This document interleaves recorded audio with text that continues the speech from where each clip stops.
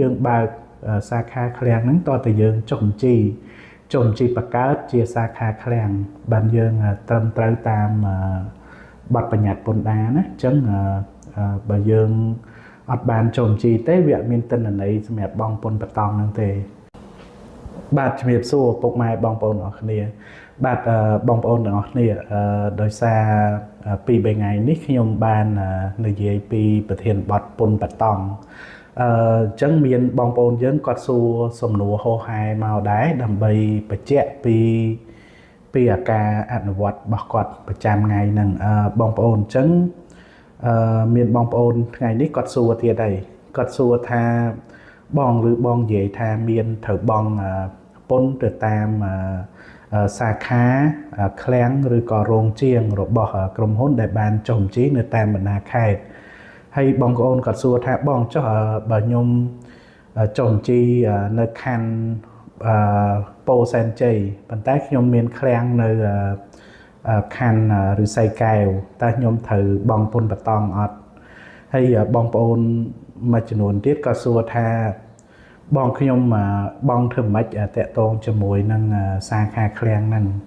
អញ្ចឹងបងប្អូនទាំងអស់គ្នាថ្ងៃនេះខ្ញុំសូមចេញ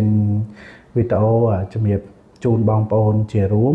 ហើយក៏ដូចជាចែករំលែកវីដេអូពីសំណួរនេះទៅបងប្អូនផ្សេងទៀតដែរមានបងប្អូនអាចគាត់ឆ្ងល់ថាបងគេឆាតសួរបងមិនក៏មិនឆ្លើយទៅចាំបាច់ចេញវីដេអូបកស្រាយអីធ្វើអីអញ្ចឹងបងប្អូនខ្ញុំបានឆ្លើយតបទៅគាត់ហើយប៉ុន្តែខ្ញុំចេញវីដេអូនេះដើម្បីជាការចែករំលែកពីសំណួរពីចម្ងល់ដែលបងប្អូនយើងបានសួរហើយក៏អាចបងប្អូនយើងជានិស្សិតឬក៏ជាគណនេយ្យករដែលគាត់មានបទពិសោធន៍ឆ្នាំដំបូងគាត់អាចស្វែងយល់បានបាទអញ្ចឹងបងប្អូនទាំងអស់គ្នាដែលគាត់មានសាខាឃ្លាំងដែលនៅក្នុងរាជធានីភ្នំពេញតែមួយបងប្អូនអញ្ចឹងបងប្អូនដូចសំណួរមិញហ្នឹងគាត់ថាមាននៅ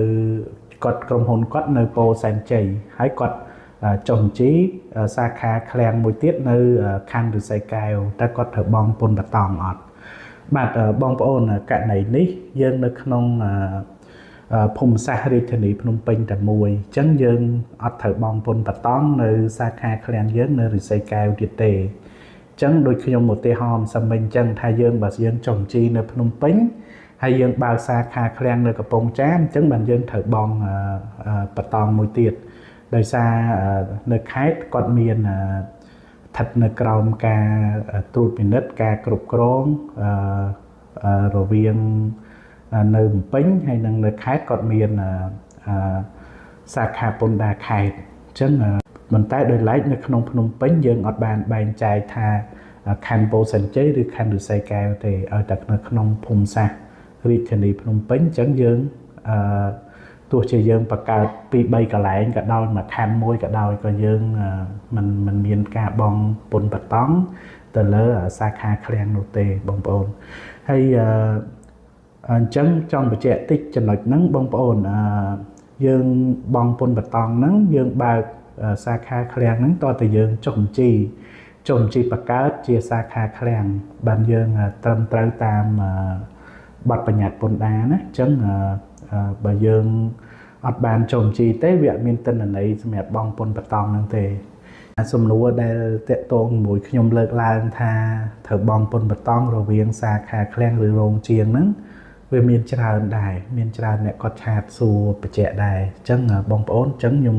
បកស្រាយដូចក្នុងវីដេអូខាងលើនេះអញ្ចឹងបងប្អូនអាចជ្រួតជ្រាបនៃដំណឹងហ្នឹងអញ្ចឹងបងប្អូនយកទៅអនុវត្តទៅបានត្រឹមត្រូវ